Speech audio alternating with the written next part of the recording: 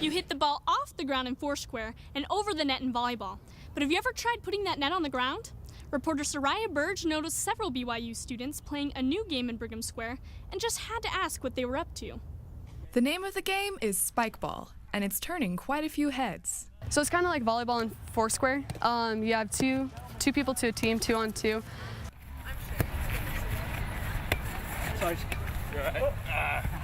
And the first serve has to be returnable. It's the gentleman's serve. And then the opposing team has 3 volleys to get it back. And you can do anything. It's kind of like volleyball. You can bump it, which is just like an open palm hit, and that kind of sets it up for your teammate. And then your teammate can spike it at the net.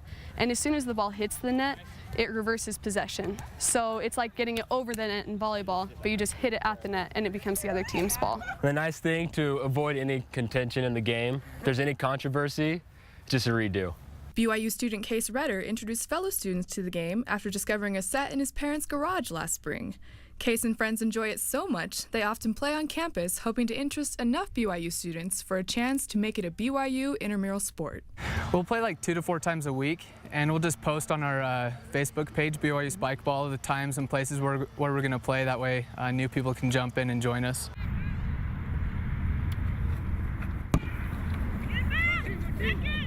If you didn't know, BYU intramural sports are campus-organized recreational teams that students, faculty, and YSA ward members can join for some friendly, competitive fun.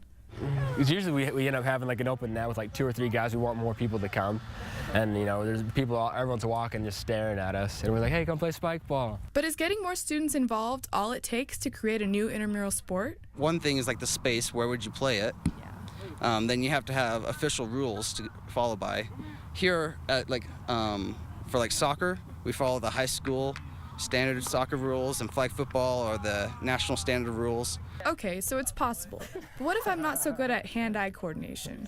You don't need to be super athletic or anything. And the nice thing about it is that you only need 4 people. It's not like basketball or football where you have to get a bunch of guys. I mean, just like a small apartment of people can play it. So let's see how easy this game really is.